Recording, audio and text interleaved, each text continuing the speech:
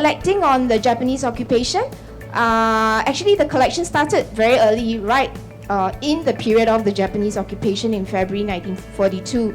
So at that time, the Raffles Library, then at Stamford Road, it was renamed as the Shonan Toshokan.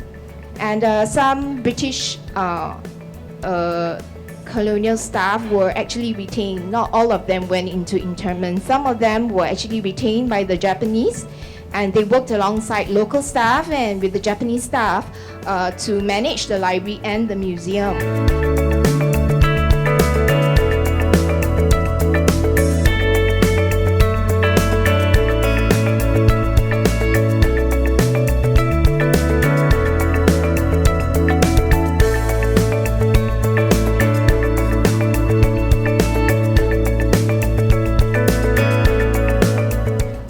Collection, we don't have many, but we would like to highlight this because it's quite interesting. These are original POW art.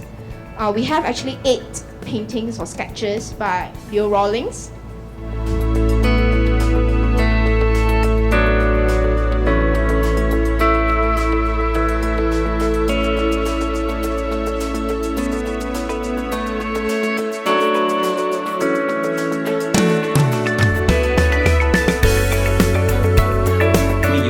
The Chinese Chambers of Commerce, because my grandfather actually had to work with Dr. Lim Boon King in the overseas Chinese. He was actually in charge of Endao and dealing with all these people sent up to Malaya.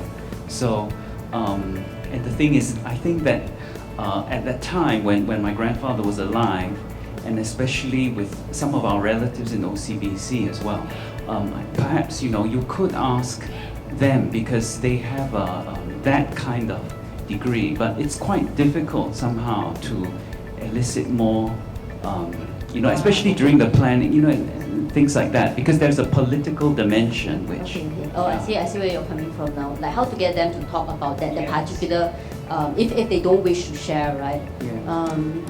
Yeah, we do get a bit of that, and it's not just the politically sensitive kinds of memories. I feel that when we talk to, when I listen to a lot of the oral histories, especially from females who lived through the occupation, there's also this reluctance to talk about the kind of gendered violence that happened. It's always couched in very vague terms. So I think there are certain memories that are hard to excavate, especially through oral history, not only because of the political sensibilities, but sometimes it's also because there's a more personal gender dimension to it as well. So there are all these gaps that I think neither the official records nor the oral histories can fill.